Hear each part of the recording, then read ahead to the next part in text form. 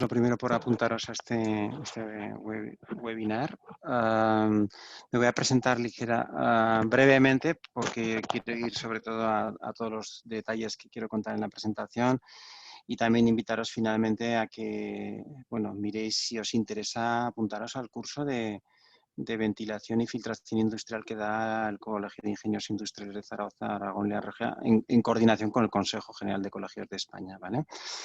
Donde se entra en mucho más detalle que lo que hay aquí. Pero bueno, yo creo que con la visión que vais a tener, yo creo que os va a gustar la presentación y además es relativamente revolucionaria en cuanto a los conceptos de filtración en las plantas industriales.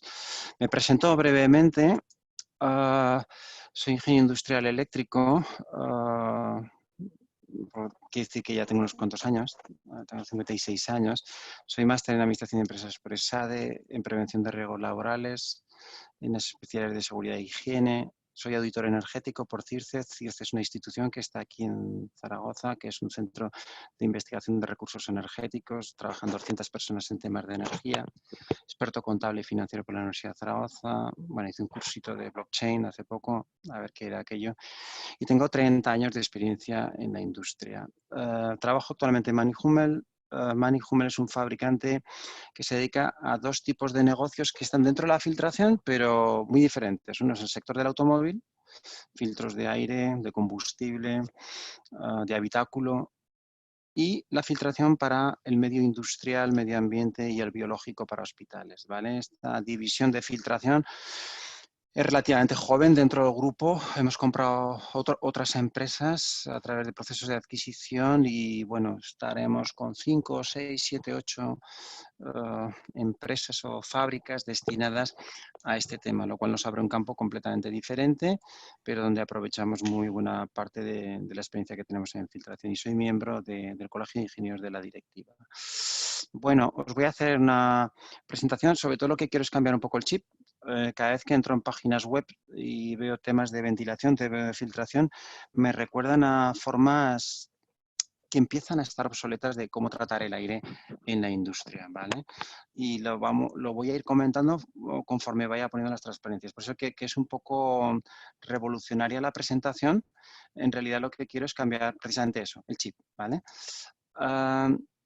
¿Qué ocurre con la filtración de contaminantes en los procesos en los puntos de generación en una fábrica? Pues que tendría que filtrarse ahí, que se tendría que coger el aire justo donde se producen los procesos de contaminación, filtrarlo y devolver el aire filtrado a la nave. ¿Por qué? Mirad, el aire tiene una desventaja con respecto a otras cosas y es que es transparente. Me parece de broma, pero es así. Entonces la gente se cree que el aire, pues bueno, entra y sale sin ningún tipo de problema. Que un ventilador puede funcionar sacando el aire de una nave industrial si no entra por ningún lado. Pues no, no va a funcionar. Es decir, el aire es una masa y esa masa, si queremos extraerla, necesita entrar. Por lo tanto, cualquier proceso industrial que acabe o en una chimenea o saliendo por una pared a la calle, nos estamos llevando la climatización. Y, por lo tanto, estamos teniendo un impacto fuerte en el consumo energético. Aparte, hoy el nuevo enfoque, como os digo, es captar los componentes o contaminantes físicos y químicos en su origen, devolver el aire limpio a la nave, no tener ese consumo energético y mejorar la calidad del aire incluso. Es decir, nosotros tenemos sistemas de filtración, uno muy parecido al que tenéis en pantalla, en el cual el aire entra por alguna de sus entradas, ahí se ve por la parte,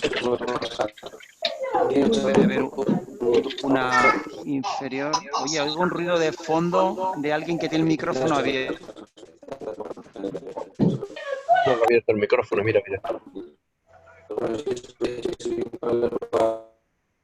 Sí, por favor, os agradeceríamos que nos activéis el micrófono para así evitar que se entrecorte Eduardo. Gracias. En realidad, en la imagen estáis viendo una entrada de aire por la parte inferior de un dispositivo, que luego voy a explicar con detalle, y la salida del aire por la parte de arriba, completamente filtrado, con un filtro que luego os explicaré, un filtro de tipo EPA. La calidad de ese aire puede ser Eduardo, mejor. perdona, Sí, no estás compartiendo pantalla. no estoy compartiendo pantalla. No. Perdón. Vamos a ver. Ahora estoy compartiendo pantalla, perdone, lo siento mucho. Estaba convencido de que... ¿Ahora estáis viendo la pantalla? Sí, perfecto. Ponlo en ¿Sí? modo presentación. En modo presentación, vale. Perdonad, ¿eh? Vale, Perfecto. estaba convencido de que estaba compartiendo la pantalla, vale. Bueno, esta era la formación que os he comentado rápidamente, no me entretengo, ¿vale? Como esta presentación la vais a recibir, ¿vale? Pues entonces, bueno, os miréis quién soy, no soy un desconocido. Bueno, este era el comentario que estaba haciendo, estaba relacionado con este dispositivo. Un dispositivo en el cual está entrando el aire por la parte de abajo, puede entrar por el lado frontal o por la parte de atrás, o izquierda y derecha, depende de cómo la llamemos. Y eso es una UTA, una unidad de tratamiento de aire que tiene un sistema de filtros, luego lo voy a explicar, y estamos filtrando el aire y lo estamos devolviendo a la nave. De esa manera, si ese aire entra frío, que es verano, o caliente porque es invierno a través del sistema de calefacción, lo devolvemos en las mismas condiciones térmicas, no tenemos ningún gasto energético y eso sí, lo devolvemos incluso en mejores calidades de aire que puede haber en el ambiente, por la tipología de filtros que llevan. ¿Vale? Luego voy a entrar en detalle. De hecho, este sistema lleva filtros para virus y bacterias. ¿Vale? Cuando hay que distinguir la ventilación y la climatización. Desgraciadamente no veo que estén a veces demasiado claras. La ventilación sirve para captar contaminantes, filtrarlos y devolverlos, si es posible, a la nave en un perfecto estado de filtración. O dar apoyo a la climatización en determinados momentos. Una fábrica que tiene mucho calor y en la calle hay 40 y tantos grados, como puede ocurrir en muchas ciudades de España, no podemos climatizar. Una fábrica que tiene en el exterior -1, -2, 8, 6, 7 grados, no puede climatizar. La climatización se hace, valga la redundancia, con climatización y la ventilación se utiliza para otras cosas. Es verdad que hay sistemas de climatización, como por ejemplo muchas unidades de tratamiento de aire que hay para climatización de oficinas en naves industriales o incluso una máquina muy común en algunas industrias para climatizar el taller, naves completas que se llaman los rooftop.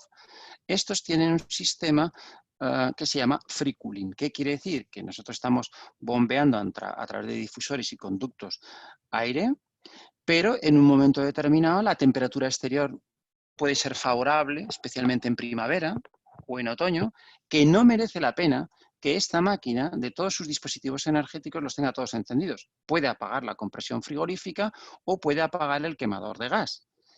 ¿De acuerdo? Y le basta con el ventilador. Coge el aire de la nave, lo devuelve al exterior en un cierto porcentaje, coge aire del exterior que está en una temperatura magnífica, lo filtra y lo vuelve a introducir. Ese concepto se llama free cooling y la mayoría de las máquinas de climatización lo tienen. Por lo tanto, sí que se puede apoyar la climatización con la ventilación, entre otras cosas, porque estos equipos ya disponen de ese modelo de trabajo. Es decir, cuando la temperatura exterior sea favorable, no necesito calentar el aire, no necesito enfriar el aire, me apoyo en ella, le doy a entrada y estoy moviendo aire con un cierto porcentaje de renovación con estos equipos. Por lo tanto, son equipos bivalentes. Te hacen la función de ventilación y te hacen la función de climatización. Pero cuando lleguen las épocas difíciles, como el verano o el invierno, la ventilación no va a servir. ¿Cómo nos puede ayudar también la ventilación en la climatización? Porque esta exposición es un poco de climatización, pero enseguida corto el rollito este y me paso a lo que es pura ventilación y tipos de filtros. Pues como un dibujo como el que estáis viendo en la derecha. Imaginaos una nave que es grande, donde el personal que está en la parte inferior, se ve ahí un hombrecito chiquitín, pues bueno, puede estar totalmente climatizado esta zona, pero hay maquinaria y este calor va subiendo arriba.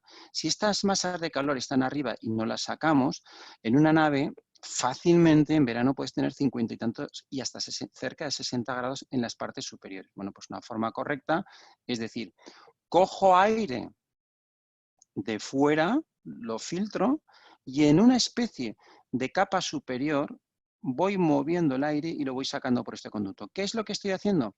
Estoy metiendo aire probablemente a 40 grados un día que haga muchísimo calor y me lo estoy llevando por el extractor, ¿vale? Acabo de quitar fácilmente 10 grados de esta parte. Eso hace que la zona climatizada inferior, que puede estar climatizada con un rooftop, puede estar climatizada con un equipo de aire acondicionado, como sea, evidentemente este aire ahora puede seguir subiendo y puede desalojarse. No es que sea una maravilla, pero puedes bajar 4, 5 o 6 grados fácilmente al personal, sin necesidad de utilizar evaporativos, ¿vale? Los evaporativos tienen pues, el problema del control de la legionelosis y tienen el problema también de que determinados procesos industriales no admiten incrementos de la humedad relativa del aire. Vale. ¿Cuándo puedo utilizar la ventilación? Pues lo hemos comentado, pues en épocas de otoño, de primavera, donde las condiciones térmicas no sean muy exageradas en el exterior y yo pueda conseguir, pues por ejemplo, lo que establece el Real Decreto. A ver, el Real Decreto de diseño de los lugares de trabajo, el Real Decreto 486 establece unas condiciones térmicas que, para cumplirlas cuando hace mucho frío y cuando hace mucho calor fuera. Es muy difícil. Y encima con toda la carga térmica que nos incorpora la maquinaria interior en naves industriales. Esto sin climatización, con ventilación, no se puede conseguir en la mayoría de las ocasiones, ¿vale? ¿Qué se ha hecho desde el punto de vista de ventilación en muchas ocasiones en las plantas industriales? Y yo lo comento en el curso que doy, pero no soy partidario de este método. Creo que pertenece a otro momento. ¿Se puede usar? Sí. ¿Se sigue usando mucho en la industria? Sí. La dilución o la renovación de aire. Metemos aire por una punta de la fábrica y lo sacamos con un extractor por otro extremo. Y decimos, oye, pues toda la niebla que teníamos, que hemos dejado que esa niebla de contaminantes se quede dentro de una nave porque no hemos atendido a los distintos puntos de contaminación que hay en los procesos industriales, pues ahora tomo una solución de tipo global, que es cojo, le doy una entrada de aire y lo saco por otro lado de la fábrica con extractor. ¿Qué problemas tiene esto? Bueno, primero ya veremos si no provocamos una contaminación interior. Bueno, te hacía un poco el comentario el otro día, digo, que no me imaginaba yo en un hospital que, bueno, que estuviera la gente ahí todos confinados con un virus como el del coronavirus y le quitemos a un tío la mascarilla y digo, bueno, lo mejor aquí es que corra el aire, pues lo mejor es confinar la contaminación. Bueno, pues en las industrias es un poco el mismo comentario. Es decir, esto es esparcir todo el aire con los contaminantes que pueda haber de distintos procesos que no he captado en su momento de forma localizada y tomo una decisión más salomónica que es sacar el aire por un punto de la fábrica, con el riesgo de que pueda estar afectando a todos los trabajadores por la dispersión de contaminantes que hay si no se hace bien, lógicamente, ¿no? Si no se hace de una forma parabólica, sacando por la parte de arriba, entrando por la parte de abajo, pues podemos tener un problema de esparcir partículas, virus y bacterias por la nave. Evidentemente, olvidémonos de climatización con este modelo. Es decir, en el momento en que entra aire de la calle, la temperatura que tendrás interior será la de la calle. Muy fría, muy caliente, no hay ningún tipo de control de la humedad. Y si hay climatización, pues ya ni cuento nada, porque evidentemente te vas a llevar toda la climatización con este sistema. Al margen de que si no filtras a la entrada donde tengo yo el cursor, te puede entrar una cantidad enorme de polvo y de partículas que pueden hacer que se deterioren elementos de accionamiento como cilindros neumáticos, hidráulicos, ejes de motores eléctricos y rodamientos, ¿vale? Al cabo del tiempo, esas partículas van a estar depositadas y van a provocar un problema. ¿Cuál es el modelo a seguir? El modelo a seguir es este, el que tenéis en pantalla, ¿vale?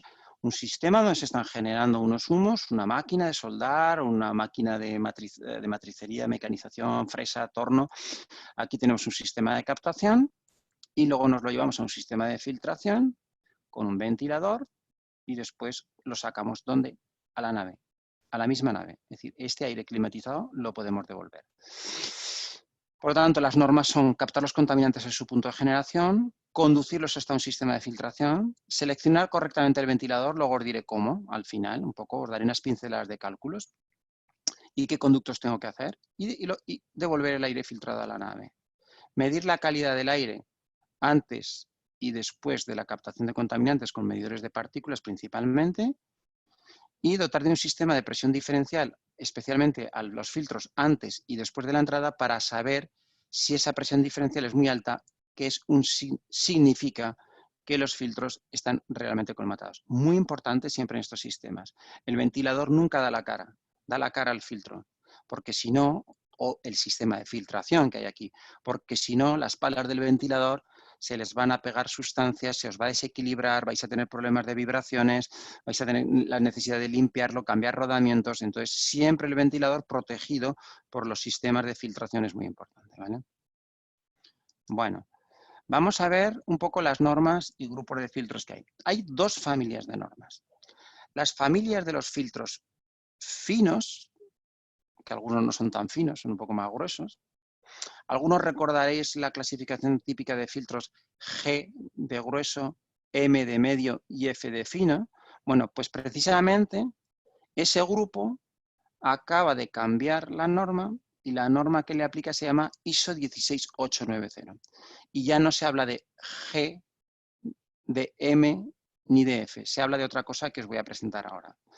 ¿Vale? En general, siempre, y luego hay una segunda familia, que la voy a presentar ahora en detalle, que es la filtración biológica. Aquí, por ejemplo, estos filtros se utilizan en hospitales para salas limpias y, evidentemente, quirófanos. Filtros EPA, sin H, EPA con H y ULPA. Conforme voy de EPA a EPA con H a ULPA, cada vez son más finos los filtros y mayor eficacia tienen contra virus y bacterias.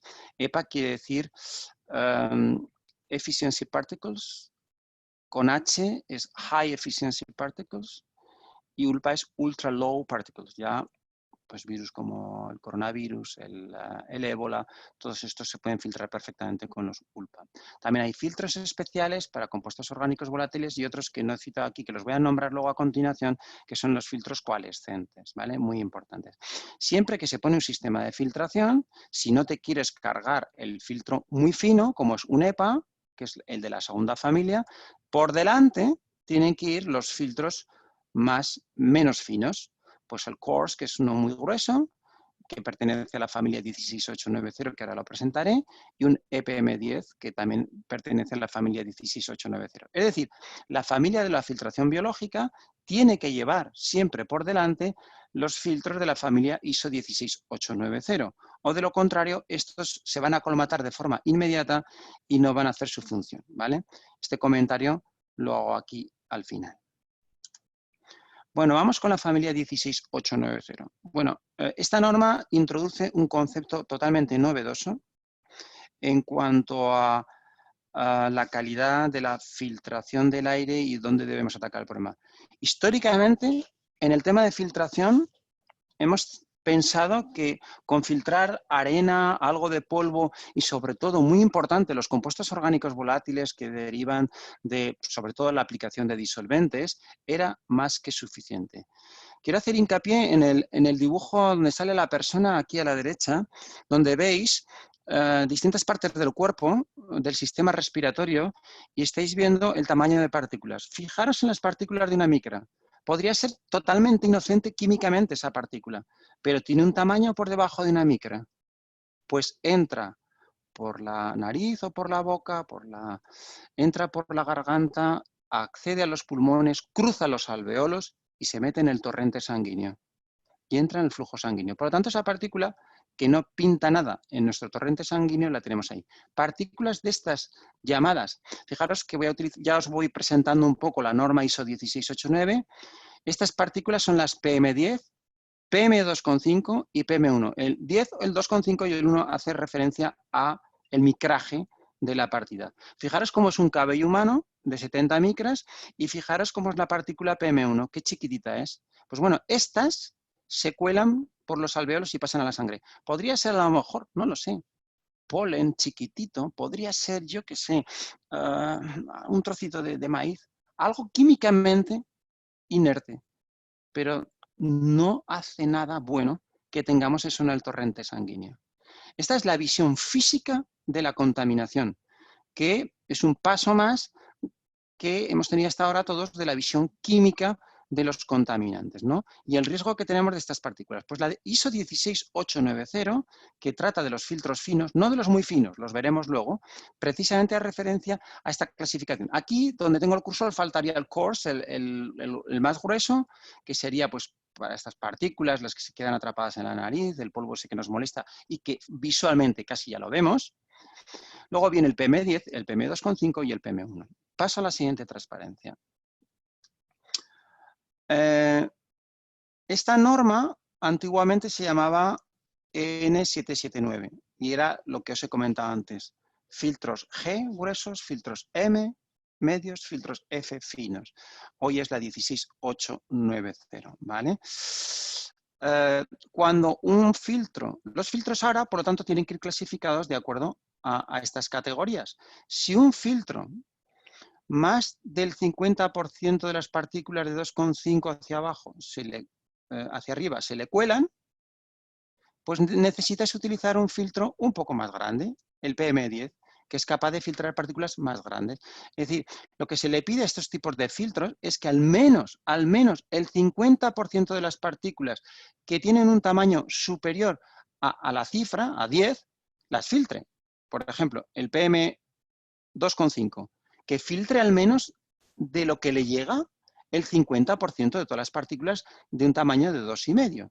Si solo filtra un 40%, tendremos que utilizar un filtro de otra categoría. Perderá esta categoría y nos tendremos que poner un PM10 o alguna cosa de este estilo. No tiene la categoría de 2,5, tiene una categoría de 10. Ha perdido categoría. Perder categoría es ir hacia arriba, ¿vale?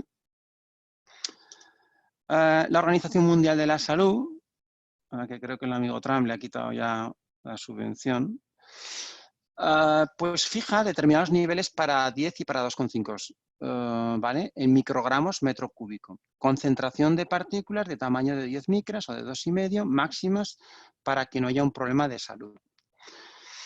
¿Cómo se dimensiona un filtro que quiere filtrar partículas?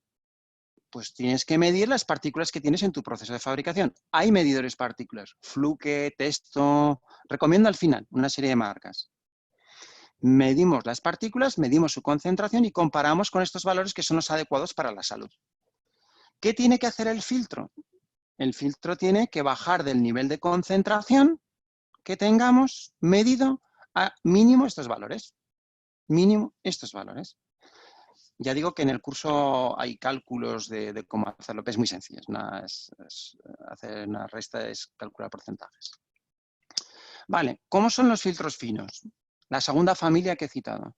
La familia que he citado, son los EPA con H y los ULPA. Aquí tenéis la descripción, ¿vale?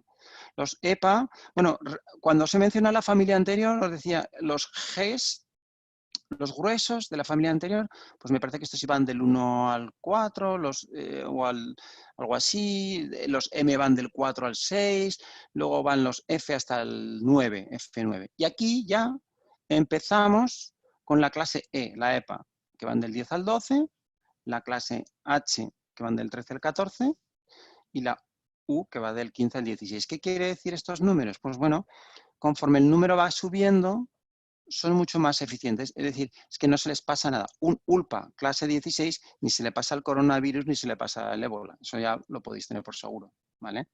Son filtros muy finos, de alto coste, con mucha pérdida de carga en pascales, lógicamente.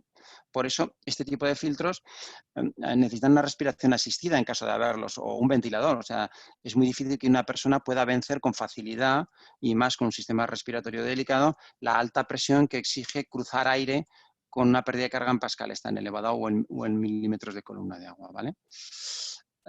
Cuanto más filtro es el fino, pues más fino es el filtro, pues lo que comentaba, mayor pérdida de carga, es decir, el ULPA tiene más pérdida de carga que un EPA, que un clase E, que un EPA normal.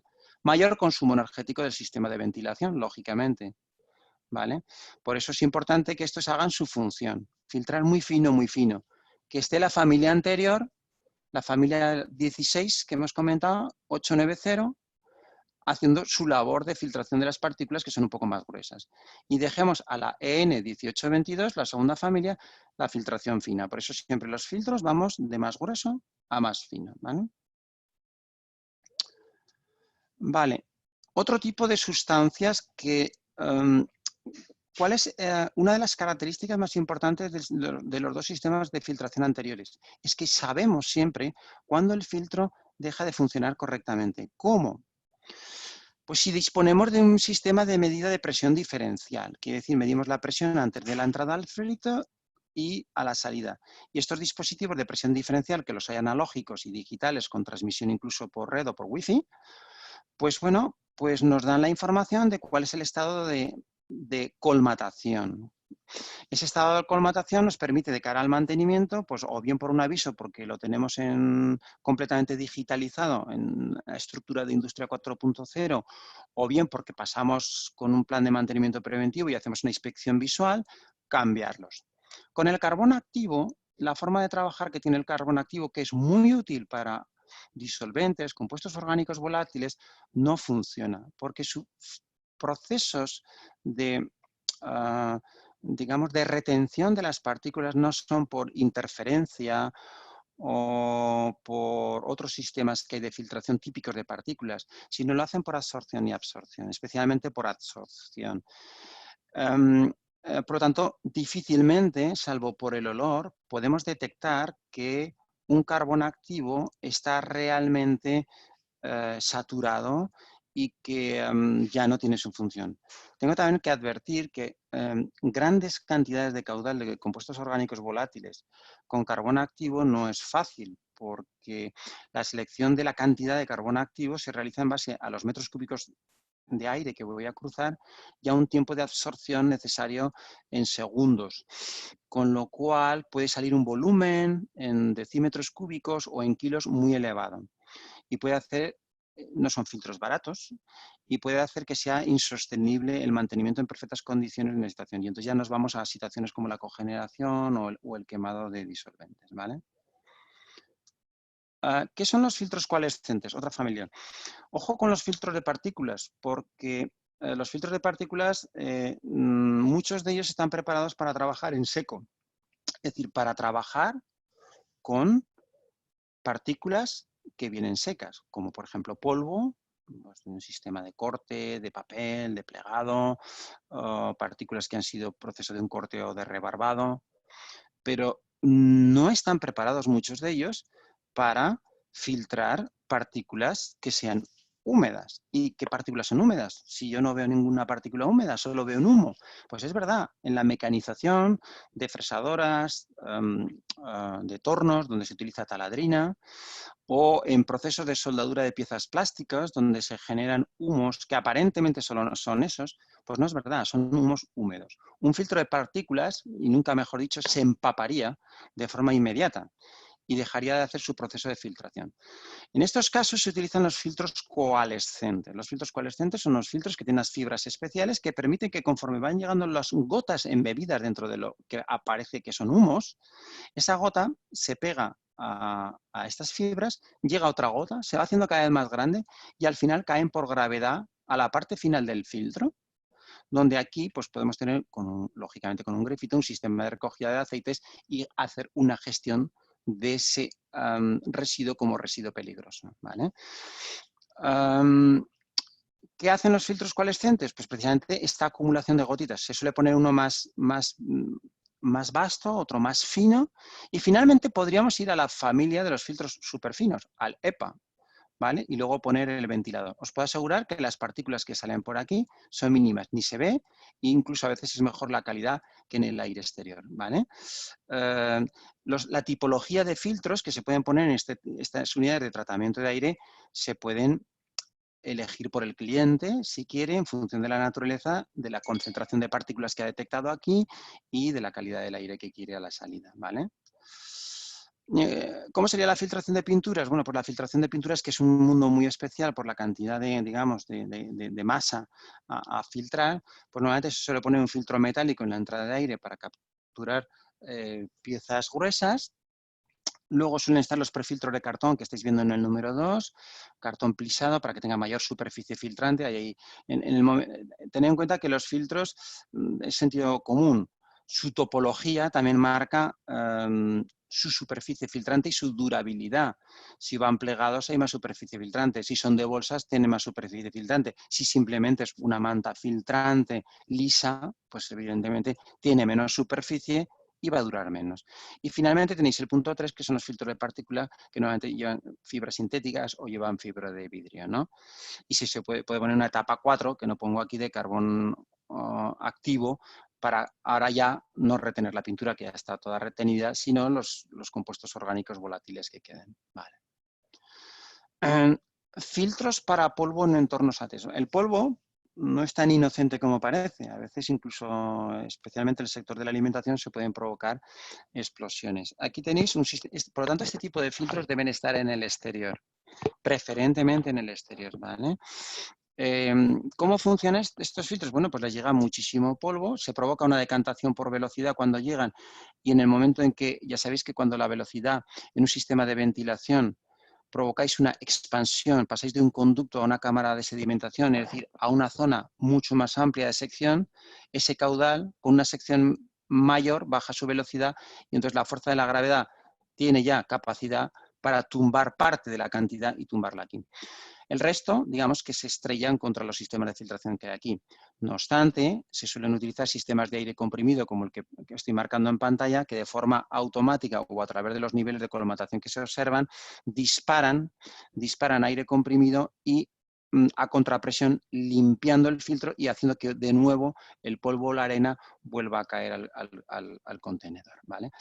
Es importante que, como son ATES, podría haber una concentración elevada de polvo en estos sistemas de filtro que, como recomiendo, están en el exterior y provocar una onda expansiva previa a un incendio. Entonces, hay una válvula que se suele colocar también en el exterior, una válvula que precisamente lo que hace es soportar y detectar inmediatamente esa onda de expansión que llega antes de la llama, cortar y evitar que la llama vuelva aguas arriba hacia los procesos industriales con todo el riesgo que tienen.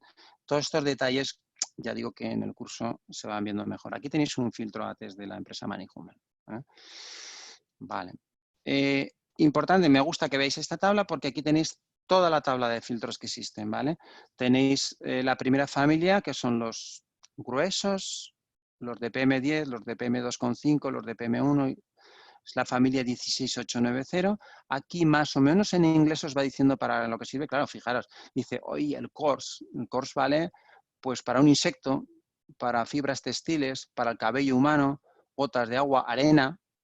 Sin embargo, si nos vamos al ULPA, estamos ya hablando de salas limpias, estamos hablando de virus.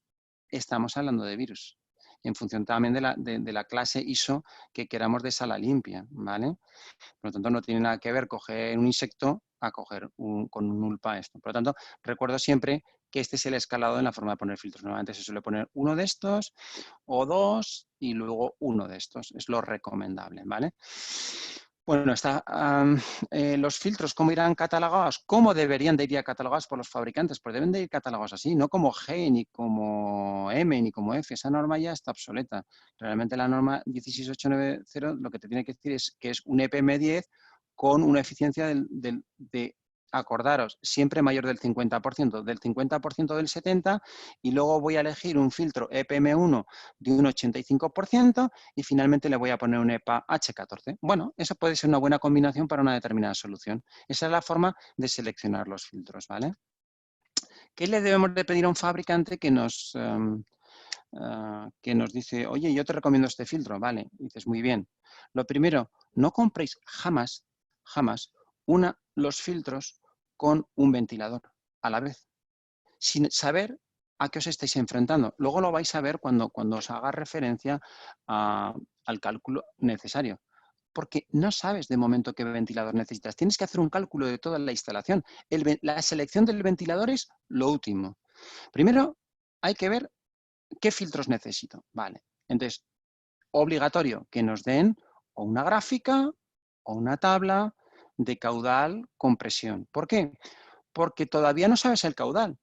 Sí que sabes que necesitas esos filtros, sí que te da la sensación de que en este rango de caudales te vas a manejar, pero todavía no sabes cuál. Bueno, pues que te den la tabla, la necesitas. Evidentemente tiene que estar clasificado, de acuerdo a la tabla que hemos visto antes, 16890 o la N1822. Es recomendable ya empezar a hacer un cálculo o velocidad o caudal para saber que estás en el rango aproximado. Pero luego el cálculo final lo haremos luego. ¿Qué temperatura? No es lo mismo estar a 100 grados que estar a 30. Hay filtros que no aguantan las altas temperaturas. ¿Cómo vamos a gestionar el residuo? Probablemente, si son partículas de arena, pues no hay ningún problema. Pero si es un filtro coalescente y al final este filtro coalescente está humectado por aceites que vienen de un proceso de soldadura, pues no se puede gestionar como un residuo sólido urbano, tiene que gestionarse como un residuo peligroso, ¿vale? La presión de colmatación es clave. ¿Cuándo tengo que cambiar el filtro? ¿Cuándo debo de hacerlo? Recordar que esa decisión es importante, pero no solamente cuando compráis el filtro, sino y luego cómo sabré que lo tengo que cambiar. Si no tenéis un sistema de medida de presión diferencial en la instalación no lo vais a poder saber, porque abrir la UTA o la unidad de tratamiento y decir, uy, qué sucio está, hombre, no es un criterio muy de ingeniería. Uy, qué sucio está. Habría que hacerlo con este sistema de medición. Saber si puede aguantar la humedad o es aplicado para coalescentes, por supuesto, sus medidas, la superficie filtrante y, muy importante, la clasificación energética de Groven, que ahora os comentaré de qué va esta historia, ¿vale? Todo esto es lo que tenéis que pedir cuando seleccionéis un filtro. Vale. ¿Cómo se calcula una instalación? ¿Cómo se calcula una instalación de filtración? Bueno, lo primero y lo más importante, con una diferencia enorme, por eso lo he puesto en la letra del Colegio de Ingenieros, el moradito. Cuanto más cerca estáis del punto de contaminación, menos caudal necesitáis, más pequeño es el diámetro de la tubería, más pequeños son los filtros, más pequeña es la UTA, más pequeño es el ventilador, menos energía gastaréis, menos costes en filtros. Fijaros la importancia que tienen. De hecho, en las fórmulas que presento en el curso, el caudal de aspiración que va a condicionar todo el diseño de la instalación aumenta con el cuadrado de la distancia al punto de generación de los contaminantes. ¿Qué ocurre en muchas ocasiones? Hay muchos fabricantes de maquinaria que extienden un certificado CE de su maquinaria pensando que cumple las normas de seguridad y se olvidan de las de higiene. Yo esto no creo que no es aceptable, y menos en los tiempos que corren y después de todo lo que nos ha pasado. ¿Vale? Creo que si una máquina es generadora de partículas de humos, debería disponer de los sistemas de captación necesarios para poderlo hacer. ¿Qué ocurre con esto? Pues ocurren dos problemas. Aparte de que tienes que hacer la inversión de captación y filtración posteriormente a la compra de maquinaria, lo que ocurre es adicionalmente que se diseña la máquina pensando en todo menos que va a haber captación. Con lo cual nos encontramos en muchas máquinas, cilindros neumáticos, platos divisores mecánicos, robots, que no nos permiten acercarnos al punto de captura. Con la consecuencia de que si no me puedo acercar al punto de captura, pues a lo mejor tengo que estar en el techo de la máquina. Y ya me voy 1 metro, 1 metro y medio. 1 metro, 1 metro y medio para captar contaminantes es una auténtica barbaridad. Nos va a salir un caudal salvaje. Aparte, nos va a ocurrir otras cosas, que va a tener entradas de aire por todos los sitios, menos por el que me interesa a mí. Ya que tenemos la desgracia de tener que captar por el techo de la máquina a una distancia de 1 metro y medio los contaminantes, por lo menos que tenga una entrada de una forma correcta, porque si no, me va a entrar el aire por todos los lados, igual lo único que conseguimos es que se me vaya fuera de la máquina y que incluso pase por la nariz del operario que está trabajando con ella. Ojo también al tema de colocar ventiladores para que la gente esté desde el punto de vista térmico en mejores condiciones. Porque como los ventiladores que tienen corrientes elevadas de aire, porque al final los ventiladores no son centrífugos, son helicoidales y estos manejan bastante caudal, te pueden provocar una corriente de aire donde el operario está muy a gusto y te puede provocar por venturi que los humos y las partículas que están en la máquina tengan más capacidad de arrastre este ventilador que el propio que hemos puesto en el sistema de captación de contaminantes, con la consecuencia de que es totalmente ineficaz. Por lo tanto, diseñar las máquinas, que es un poco el resumen, para que estén preparadas para captar los contaminantes de la forma más eficiente y más eficaz también desde el punto de vista de costes energéticos y de adquisición, es la clave. A partir de ahí, si no lo hacemos, y ya vamos a ir, como dice mi pueblo, vamos a ir de culo ya con todo el sistema a ver cómo lo resolvemos. Va a ser un horror. Definir la velocidad de captación, muy importante, porque la distancia, la sección de la campana y el tipo de contaminante van a determinar el caudal. El contaminante es el que tienes, no lo puedes elegir. En el curso se recomiendan determinadas velocidades. Un disolvente sube bien, pero unos humos de soldadura suben peor. pero unas partículas que están de un proceso de corte suben muchísimo peor. Cuanto más grandes son las partículas y menos inercia tienen a subir, tanto térmica como física, pues evidentemente necesitamos mayor velocidad de captación. Vale, hay que calcular las velocidades en cada tramo. Yo soy de los partidarios de mantener las secciones para mantener la velocidad constante. Recordar que la presión dinámica, aquí aparece nuestro amigo Bernoulli, la presión dinámica está relacionada con la velocidad. Si la velocidad en todo el conducto hasta que llegamos a los sistemas de filtración la mantenemos constante, el diámetro de las tuberías es constante, pues tendremos una presión dinámica constante, porque la presión dinámica es la densidad del aire por la velocidad al cuadrado partida por 2. La presión estática es la presión que tenemos, primero la de succión en la propia campana, que es negativa. Es decir, está por debajo de la presión atmosférica y eso nos permite que haya la famosa succión. ¿Vale? Y conforme vamos avanzando a lo largo de los tubos del sistema de ventilación, lo que está ocurriendo es que a esa presión que teníamos de succión negativa se le va sumando de forma negativa todas las pérdidas de carga de todos los conductos o codos o singularidades por las que estamos pasando, hasta llegar al punto de entrada, ya no cuento nada, la pérdida de carga que me supone el ventilador, que lo tenemos justo a la entrada de los filtros, perdón, que lo tenemos justo a la entrada del ventilador. Ahí prácticamente ya tenemos otra pérdida de carga enorme. Con lo cual tenemos una presión muy negativa, estática, que es la que marco aquí, a la entrada del ventilador. Justo después del ventilador, que ya hemos terminado, me puede quedar algún conducto final de reparto, tenemos una presión dinámica, que siempre es positiva, porque está relacionada con la velocidad, y una presión estática positiva. Una presión positiva. ¿El ventilador cómo se calcula? Pues muy fácil. Haciendo el diferencial de presión a la salida del ventilador frente a la entrada, que es una presión positiva menos una presión negativa, menos por menos más, por lo tanto se suman las dos presiones, la presión de impulsión con la presión de aspiración que era negativa, y multiplicado por el caudal. Todo ello en las unidades del sistema internacional y calculáis la potencia del ventilador. A ver, esto se dice aquí en 5 segundos y parece muy fácil, pero tiene un montón de cálculos, yo lo tengo todo en una Excel. Bueno, pues es eso, que os invito a si queréis hacer el curso donde se hacen ejercicios con este tema. Esto lleva mucho rato, no se puede hacer en un webinar una presentación de este estilo, se nos haría de 4 o 5 horas. Tema de la eficiencia energética. La eficiencia energética, no todos los filtros, hay una asociación que se llama Euroven, ¿vale? Que, entre otras cosas, tiene una clasificación energética de los filtros, ¿vale? Desde la A creo que hasta la E negativa, ¿vale? Los A plus son los más eficientes y los E menos son los menos eficientes. ¿Qué quiere decir esto? Pues que ojo qué filtro que compramos, porque los filtros normalmente suponen la mayor pérdida de carga de un sistema de ventilación, la presión estática a la que hacía referencia antes. Por consiguiente, son los que van a determinar el tamaño del ventilador de una forma significativa, especialmente la capacidad que tienen de vencer la pérdida de carga para mantener un caudal. Y eso va a condicionar enormemente el consumo de filtros, ¿vale?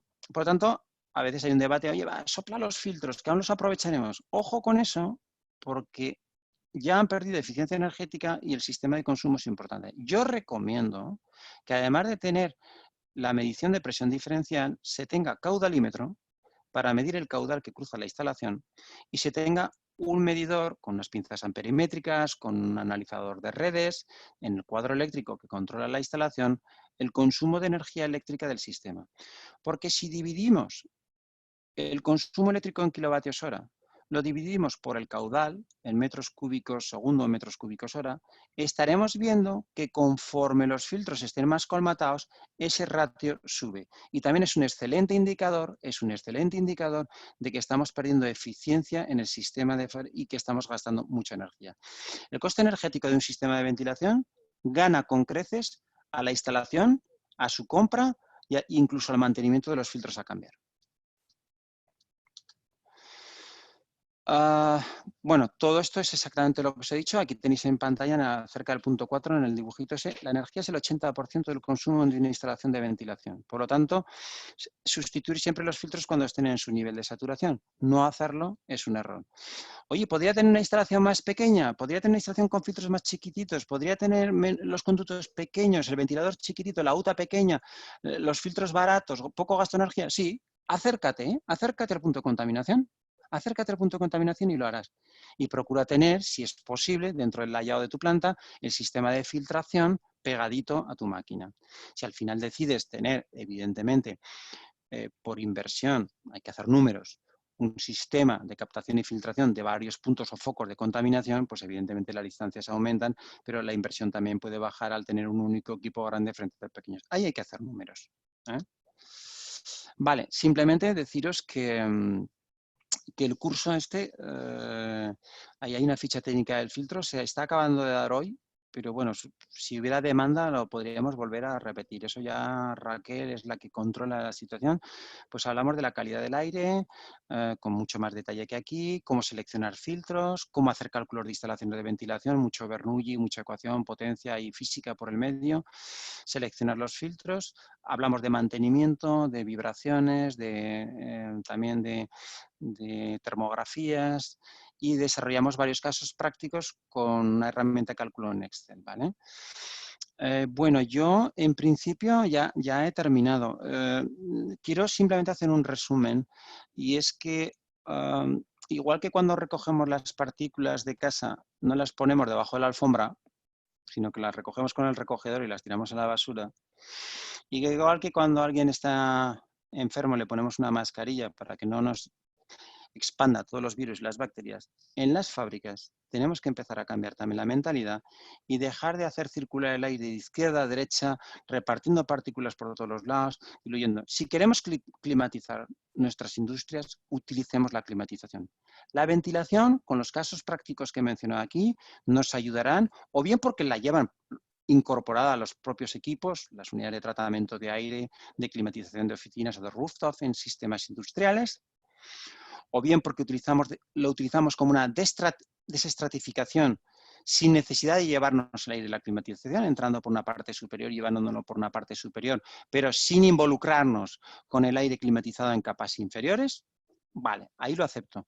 Pero si realmente lo que tenemos es un problema de contaminación, la contaminación donde mejor se sofoca es como un incendio. Un incendio no se sofoca cuando vienen los bomberos. Un incendio se sofoca con el primer extintor. A partir de ahí, todos son problemas. Ya tiene que venir la boca de incendio equipada, ya la estamos liando, ¿vale? Pues en ventilación y en filtración es exactamente lo mismo. Captaremos los contaminantes en su punto de origen. Y por eso, quienes diseñan estas instalaciones, si son los departamentos de procesos, deberán estar muy coordinados en la compra de maquinaria y de puntos donde se generan estos focos, porque hacer sistemas de ventilación a posteriori, uno de sus grandes problemas es la falta de espacio en los layouts para ubicar los sistemas de filtración, pero el más grave de todos es la dificultad para acercarnos de forma muy significativa a lo más próximo posible al punto de contaminación, ¿vale? Esto es lo que os quería decir. Creo que esto, además, con la que nos ha caído, pues creo que va a aumentar la sensibilidad de todas las personas, no solamente en edificios donde aplican también otras normas como el Código Técnico de la Edificación, sino yo hablo de industria, sino que en la industria tenemos que dar un salto cualitativo también en la calidad del aire que tenemos en nuestros procesos industriales, ¿vale? Y que creo que las prácticas que hoy os he puesto encima de la mesa con este webinar, pues de alguna manera creo que marcan el camino a seguir. Yo por mi parte he acabado, agradeceros el rollo que os he metido, espero que no se haya dormido nadie en este ratito. Dejo de presentar y si hay preguntas, pues adelante, Raquel.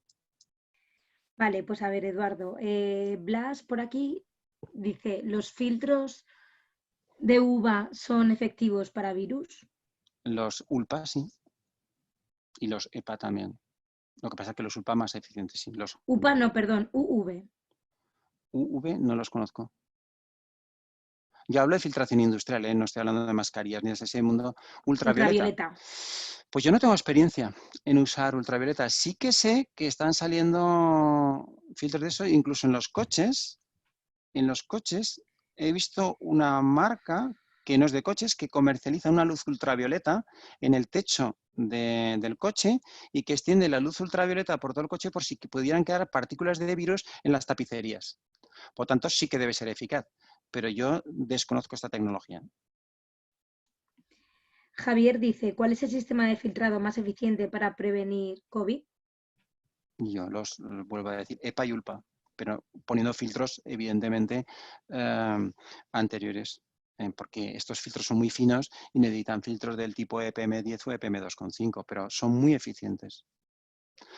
A ver, el tema, quiero hacer una salvedad. El problema en la industria no es el mismo problema que en un hospital. Yo experiencia hospitalaria no tengo, ¿vale? Yo tengo experiencia industrial y en climatización. Hay compañeros míos del grupo que sí que tienen experiencia hospitalaria. Un sistema de filtración que utiliza filtros biológicos en función de la clasificación ISO que tenga la sala limpia o el quirófano, evidentemente no puedo tener un filtro a lo quito y pongo otro, y mientras tanto no filtro, no. Tiene que haber bypass, tiene que haber sistemas que aseguren que bajo ningún concepto, ni siquiera en las etapas de mantenimiento, existe el riesgo de que se pasen virus o bacterias sin filtrar, ¿vale? RGL dice, si reintroducimos aire filtrado en la nave, por ejemplo, después de pasar por un filtro de mangas y las mangas se sueltan, etcétera, llenaremos la nave de partículas. ¿Hay sistemas efectivos para evitar este problema? Bueno, yo es que para filtrar aire y ponerlo, a ver si lo que estamos haciendo es entrarlo del exterior, con un filtro de panel y un ventilador helicoidal es más que suficiente para el polvo y la arena que hay, o sea, no hace falta poner mucha cosa. Si estamos hablando de filtrar, a ver, los filtros de polvo, como ya he mencionado, están en el exterior, ¿vale? Los filtros de polvo están en el exterior. Cuando hay cantidades enormes de polvo hay que ponerlo en el exterior, porque realmente existe riesgo de explosión. Es que estamos ya cerca de una zona ATEX, ¿eh? Javier dice, es un comentario, hablaban por la tele de ultravioleta y ozono. Esto pronto lo tendremos en la industria, hay que adelantarse. Pues puede ser. Yo no tengo experiencia ni en ozono ni en ultravioleta, y creo que poca gente, pero bueno, si viene esa tecnología, pues la estudiamos, claro. Antonio dice, buenos días. En la industria en la que trabaja existen procesos de inyección de caucho, generando un humo con residuos viscosos que se deposita en las tuberías y el extractor. Sí. ¿Puedes indicarme cómo podríamos filtrar esos humos? Pues Gracias. ese filtro se hace con el filtro de coalescentes que os he puesto yo. El grupo Mann+Hummel tiene este tipo de filtros. Se les llama ScanMist, SCAND y Mist de niebla. Y entonces este filtro captas cuanto más cerca posible mejor del proceso de destrucción, ¿vale? Lo que hemos dicho, y a través de los conductos te lo llevas a la entrada por la parte inferior. Aquí hay una rejilla metálica para que las grasas no pasen al siguiente, 2 filtros coalescentes que son de líquidos y puedes poner un filtro EPA finalmente. Bueno, yo no sé lo que hacen las empresas de residuos peligrosos, yo lo gestiono como residuo peligroso, aquí hay otra pregunta, ¿vale? Pero en principio en mi planta no hay riesgos biológicos de momento. Otra cosa, si son riesgos biológicos y hospitales, pues evidentemente esos gestores de residuos peligrosos sabrán lo que hacen con ellos. Yo no tengo experiencia en gestión, ya os he comentado, de riesgos biológicos, pero evidentemente se tratarán como filtros de riesgo biológico. Están cargados de virus y bacterias, lógicamente, como lo puede estar una bata o unos guantes. Y lo tiene que tratar una empresa especializada en residuo biológico. ¿Se incineran? Pues no lo sé, pero me imagino que sí, porque ya a ver lo que haces con eso. Me imagino que sí que se incineran, ¿eh? Pero ya digo que no lo sé. O sea, ni sé cómo se gestionan los residuos peligrosos biológicos, ni sé cómo el gestor de residuos peligrosos biológicos, pero es obvio, por sentido común, que se tiene que gestionar un elemento contaminado como cualquier otro elemento contaminado por virus, por supuesto. Blas dice, si filtramos con filtros de partículas y reducimos partículas, ¿dificultamos el transporte de partículas biológicas o más pequeñas? No. Si tú utilizas un filtro EPM10, los virus y las bacterias cruzan. Necesitas, si realmente, a ver, tampoco vamos ahora a pensarnos que en las industrias nuestras pues está lleno de virus todo, que tampoco es así, ¿eh? Es decir, es una medida preventiva, es decir, quiere decirse que el rigor que hay que seguir a nivel industrial frente al rigor que hay en un sistema hospitalario cambia totalmente, ¿vale? O sea, en un hospital no te puedes permitir que los virus crucen. En nuestros procesos industriales en general puede haber bacterias. Por ejemplo, es normal que pueda haber bacterias en los centros de mecanizado, ¿vale? Porque hay taladrinas y ahí se forman sistemas de bacterias. De hecho, muchas veces estas taladrinas incluso llevan biocidas. Virus, pues hombre, puede haber virus de la gripe, porque hay gente con gripe y todo este tema. Yo lo que recomiendo, pues una filtración de partículas EPM10, EPM1, muchos procesos de partículas, y luego poner un EPA, no hace falta llegar a un EPA. Ahora dices, oye, el EPM10 y el EPM2,5 van a conseguir para los virus y las bacterias no, necesitas un EPA. Los filtros biológicos son los de la segunda familia. Miguel Ángel Moliner del Ruste dice, en una nave industrial entendemos que el uso de sistemas de filtrado fino no puede reemplazar al requerimiento de usar mascarillas por parte de los operarios. ¿En la situación actual es así? Nosotros en la situación actual hemos pasado de tener, además de los sistemas de filtración que he mencionado en este webinar, por supuesto, todo el mundo con mascarilla y distanciamiento. Es evidente. Es evidente porque te puede venir otra persona y toserte encima y no tiene nada que ver con el proceso, o te vas al área de descanso y estás en contacto con una serie de personas que están infectadas y que no tienen nada que ver con el proceso. Son dos protecciones distintas. Una es la protección ante el proceso industrial y la otra es una protección frente al riesgo biológico que conlleva compartir espacios con otras personas. Vale, pues bueno, de momento no tenemos ninguna consulta más. No sé Bueno. si quieres hacer alguna aclaración tú, Eduardo. No, nada más ¿Alguna cosa? que bueno, yo recomiendo también, si tenéis curiosidad, entrar en la página web de Manihummel. Se llama Air Treatment. Si quieres escribirlo en el Lo chat. escribo, sí, sí. Ponéis esto en Google. O compartir tu pantalla incluso. Como Lo estoy poniendo lo mando ahora. Bueno, lo que pasa es que eso lo tengo que mandar a todos, ¿no? A sí, todos, correcto. En el chat, eso es. Manihummel, vale. Pues os lo mando, ¿vale? Ahí tenéis una página que es bastante interesante. A ver, hay otros fabricantes, ¿no? Que así va a aparecer esto que son el apartado de anuncios, ¿no? Tampoco quiero que sea eso, pero lo que sí que quiero es que entendáis que o mucho me temo o estamos ante un cambio de época y dentro de todas las cosas que van a cambiar en nuestra vida, una de estas es la calidad del aire en las industrias. Esto de que cojo el aire por una ventana, lo echo por la otra, que tengo una polvareda en la parte de arriba de la nave, esto tiene que cambiar. Y la mejor manera de resolverlo es cada proceso que me genera un problema, resolverlo. ¿Vale? Filtros de partículas, filtros coalescentes, añadir al final, sí o no, los de compuestos orgánicos volátiles. Manihummel también tiene algunos, pero esto no lo he nombrado mucho porque está más en el tema de oficinas. En oficinas, por ejemplo, para áreas de descanso, hay unos filtros que parecen como un radiador grande, que se ponen ahí en un rincón, un poco apartado de la mesa donde estamos todos reunidos, y estos filtran el aire con un filtro antialérgico y luego un filtro EPA para virus. Pues bueno, vale, no es industrial, es de las oficinas de la industria, pero yo creo que poco a poco también esa sensibilidad de mejorar la calidad del aire que tenemos en todos los lados se va a extender, al margen de que durante una buena época yo diría que muchos vamos a estar con mascarillas en todos los centros fabriles y además marcando las distancias, haciendo desinfecciones de las áreas comunes, vestuarios, áreas de descanso, de forma progresiva, que no tiene nada que ver con la limpieza, es otra película, la desinfección. Y que, bueno, pues que aparte de protegernos, que parece que lo hemos cogido con mucha finura, cosa que me alegro, el siguiente problema va a venir ahora cuando nos planteemos realmente si queremos también mejorar la calidad del aire en nuestros procesos o vamos a llevar una mascarilla y luego vamos a estar haciendo la extrusión y se me pone todo como un Cristo perdido de grasas y de aceites de los procesos de calentamiento del plástico. Al final no deja de ser una destilación del petróleo otra vez. Pues no. Todo eso tiene que cambiar. Y la mejor manera de cambiarlo, ya lo digo, es filtrar. Ángel Fernández Montero había hecho una preguntita hace unos minutos en cuanto a la calidad del aire en el puesto de trabajo. ¿Cuál es el caudal de aire de renovación necesario? ¿Es independiente del volumen de la nave? A ver, no, sí que es independiente del volumen de la nave, porque al final lo que estás haciendo es multiplicar el volumen por las renovaciones y sacas el caudal de aire que necesitas, ¿vale?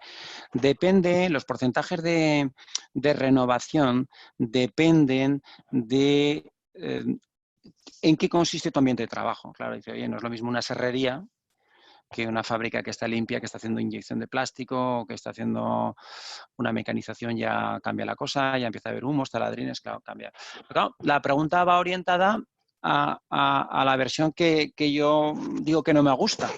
A ver cómo renuevo el aire. A ver cómo renuevo el aire. Oye, ¿qué tengo que meter? ¿10 renovaciones? ¿15, 20, 30? Pues depende de la nave, del volumen no, porque el volumen por el número de renovaciones es lo que va a dar el caudal, ¿vale? El volumen de la nave serían metros cúbicos partido por renovaciones que es renovaciones partido por hora y al final te sale metros cúbicos hora, que es el caudal. Vale. Hay tablas, yo en el curso doy alguna, pero es que paso de refilón. O sea, es que yo no quiero renovar el aire de la nave. Yo quiero que no haya contaminantes en mi nave. Yo quiero captarlos en su origen.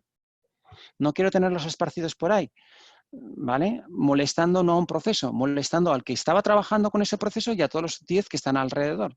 Y al final, decisión, renuevo el aire. Vale, muy bien. ¿Qué hacemos al renovar el aire de la nave? Lo que he comentado. Adiós climatización. La mayoría de las empresas es verdad que no tienen climatización en verano y que aguantan el calor como pueden, o con evaporativos o con ventilación, bajan algunos grados, pero el calor es sofocante porque no tienen climatización. Pero es que en invierno, si tienes procesos sucios y te estás haciendo una renovación de aire, ahora ya sí que lo digo con toda firmeza, adiós calefacción, te la llevas. Y cuantas más renovaciones, peor. ¿Vale? Entonces, climatizar es climatizar y el problema de contaminación se resuelve en el punto de origen, no una vez que se ha extendido todo. Vale, pues ya no tenemos ninguna consulta Vale, más por el chat. pues oye, gracias por Hay vuestra mucha asistencia. gente que dice, bueno, que da las gracias, pues muchas gracias también a todos vosotros por participar y por seguir confiando en nuestra formación. Vale, pues gracias a vosotros y bueno, pues que creo que se abre un nuevo camino en nuestras vidas en muchas cosas y que uno de ellos va a ser precisamente la calidad del aire en nuestras fábricas, ¿vale? Cuidaros mucho, ¿vale? Vale, Un saludo a yo todos. quería añadir que este viernes tenemos otro webinar que es un poquito más diferente.